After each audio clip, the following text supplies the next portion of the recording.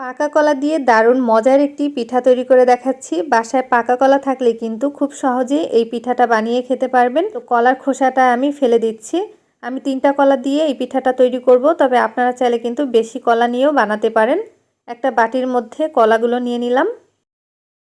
এখন এই কলার মধ্যে আমি দিয়ে দিচ্ছি 1/3 কাপ পরিমাণ চিনি। চিনিটা কিন্তু আপনারা আপনাদের টেস্ট অনুযায়ী বাড়িয়ে অথবা কমিয়ে দিয়ে নেবেন। হাফ চা চামচ লবণ। কলাটা ম্যাশ করে নিচ্ছি।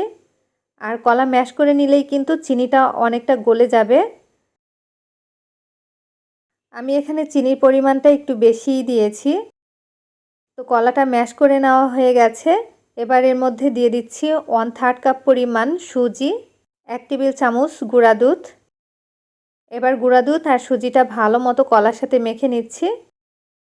এবার অল্প অল্প ময়দা দিয়ে দিচ্ছি।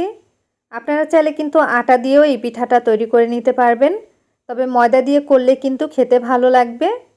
এই পিঠার মধ্যে কিন্তু চালের গুঁড়া ব্যবহার করা যাবে না। চালের গুঁড়া দিলে কিন্তু পিঠাটা শক্ত হয়ে যাবে, তাই অবশ্যই চেষ্টা করবেন আটা অথবা ময়দা দেওয়ার জন্য।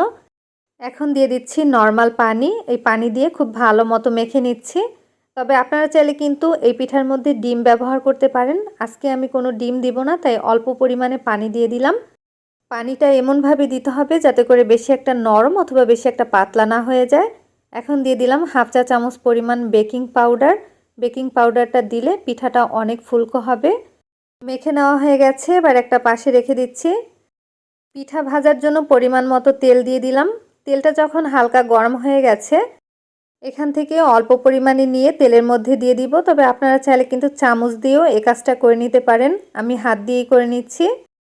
সবগুলো একটা একটা করে দিয়ে দিব। আর চুলার আঁচটা কিন্তু মিডিয়াম থাকবে। হাই আঁচে রাখলে কিন্তু খুব দ্রুত নিচ থেকে কালার চলে আসবে। এবার হাতলটা ধরে এভাবে করে একটু ঘুরিয়ে তেলটা উপরে লাগিয়ে দিলাম। এক পাশ যখন হয়ে গেছে তখন আমি উল্টে দিচ্ছি। আর এভাবে করে কিছুক্ষণ সময় নিয়ে এই পিঠাগুলো ভেজে নিব। বাসায় পাকা কলা থাকলে অনেক সময় দেখা যায় কলাটা অনেকটা মজে যায়, ঠিক তখন কিন্তু আপনারা চাইলে এই পিঠাটা বানিয়ে খেতে পারেন। অল্প উপকরণে ঝামেলা ছাড়াই কিন্তু এই পিঠাটা বানিয়ে খাওয়া যায়। কলা খেতে মন না চাইলেও এই পিঠা বানালে কিন্তু সেই পিঠাগুলো খেতে ভালো লাগবে। তো পিঠাগুলো আমি দুই পাশেই খুব ভালো মতো ভেজে নিয়েছি। আর দেখুন কালারটাও কিন্তু চেঞ্জ হয়ে গেছে। ভিতরটা কিন্তু খুব ভালো মতোই সিদ্ধ হয়েছে। এবার আমি তেল ঝরিয়ে তুলে নিচ্ছি। তেলটা খুব ভালো মতো ঝরিয়ে নিব। আর এই পিঠাগুলো আমি একটা প্লেটের মধ্যে নিয়ে নিচ্ছি। বিকেলের নাস্তায় ঝটপট পাকা কলা দিয়ে এই পিঠাটা বানিয়ে খেতে পারেন।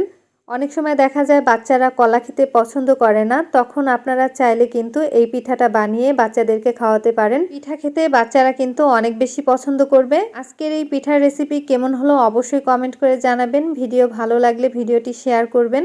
আবারও হাজির হব নতুন কোনো ভিডিও নিয়ে। সবাই ভালো থাকবেন, সুস্থ থাকবেন। আল্লাহ হাফেজ।